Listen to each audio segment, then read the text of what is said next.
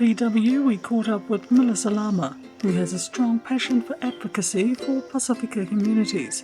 Her work in public service, politics, supporting a voice for youth and women, and work within the Muslim community.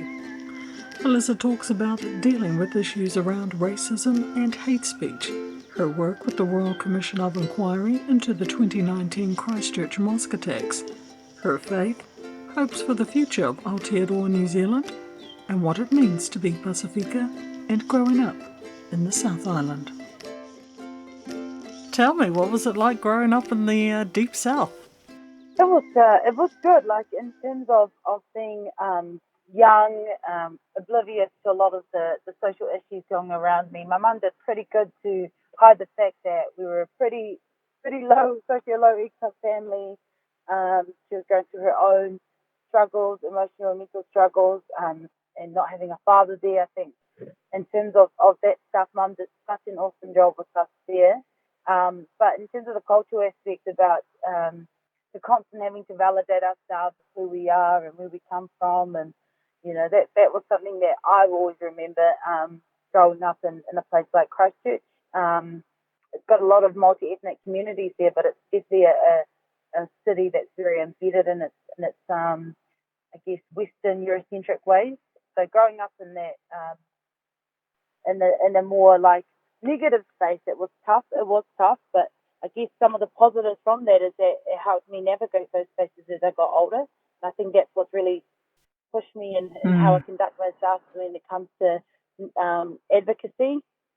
Because the reality is that advocacy is always at this white system that we currently live in. So, yeah. Melissa, in your experience and what you've observed over those years, have you noticed, is there a difference between being raised as Pasifika in the South Island versus the North Island, if you're able to talk to that? Yeah, I think the things that I've learned is definitely that the things I've noticed as well is the lived experience is very different, right? I guess what we learned and what we had to go through in Christchurch was more having to find that sense of belonging outside of the community. So you had your community at home, you knew where your identity was at home, but the moment you stepped out of that space, you were in a completely different space that sometimes didn't often make you feel represented or welcomed, and you had great friends who belonged to communities outside of your own who did their best to make you comfortable. But the reality is, you still had other factors to try and work in as a Pasifika growing up in the south. But in saying that, there were definitely some positives in being able to grow up down here. I guess in the growing up around the orchards and growing up around the REC seasonal work and seeing my family migrate around the lower south, especially for work, was probably something that was paramount to me growing up. Yeah. One thing that we noticed was that Pacific families were always migrating around the south, and migrating also meant that you had to build new relationships, new community connections. And so that was one thing that was very noticeable growing up, because you didn't often see a friend that you had, for 3 years of your life had moved, because dad had another, or mum had another opportunity for work somewhere else. Right. And also in the South Island, the general community and the wider population is very multi-ethnic, but it's also very, very hard in terms of trying to settle in and feel connected or engaged outside of your own specific community. I guess the difference that I learned from here to up north in Auckland was probably wherever you went, you had people that looked like you a lot of the times. But here in the south, it was lucky if you saw a couple of people that looked like you. And if you did find people who came from the same community and background, you tend to stick to them for everything you do, regardless of what congregation or church they went to. You kind of all just, migrated together. Yeah. With that in mind, is that what led you into the work that you're in now, community advocacy?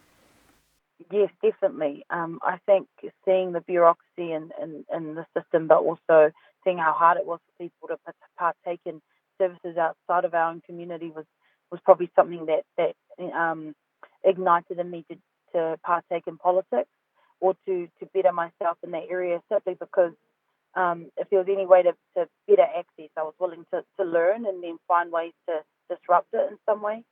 Yeah. As Pasifika in the South Island, would it be fair, or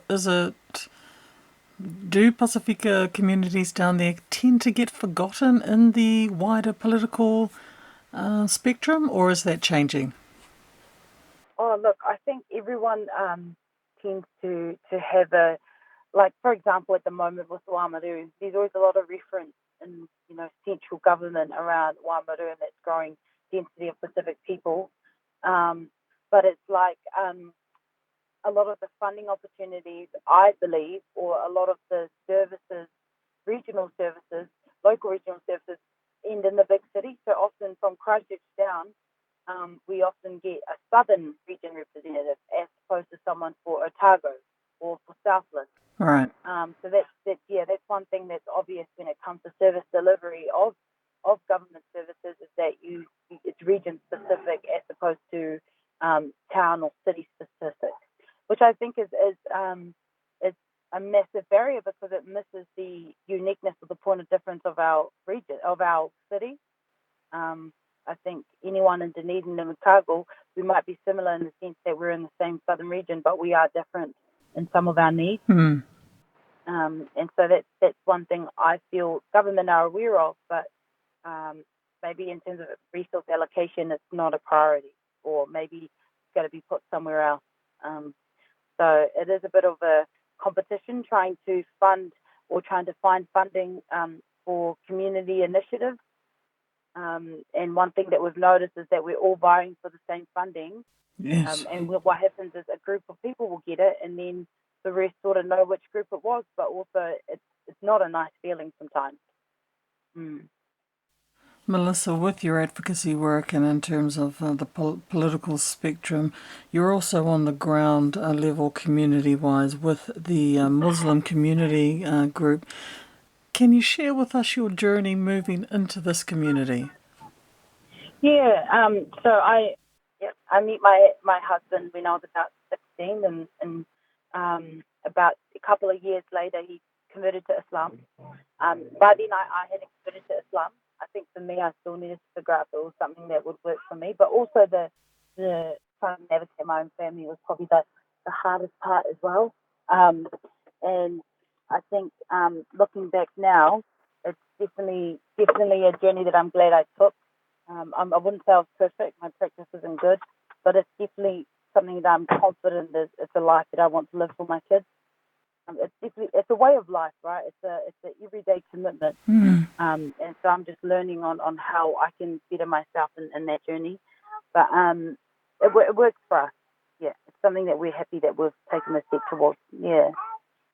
And in terms of the community advocacy work in the Muslim community, I would say there's still a lot that I could do for them. I think part of that is my confidence that I can help, and I do identify as being Muslim, but I think sometimes it's such a similar to Pasifika, it's so multicultural within the religion, right? And I understand that every culture is different, so trying to find a way to give advocacy without taking away space and voice from those point of differences in the Muslim community is something I'm learning. And that was community advocate Melissa Lama speaking to PW. Thanks for joining us. You can find the full version as a podcast on Spotify. Visit our website at www.pacificawire.com and check out our social media links at the top of the page. Whawhitai, ma ia manawea.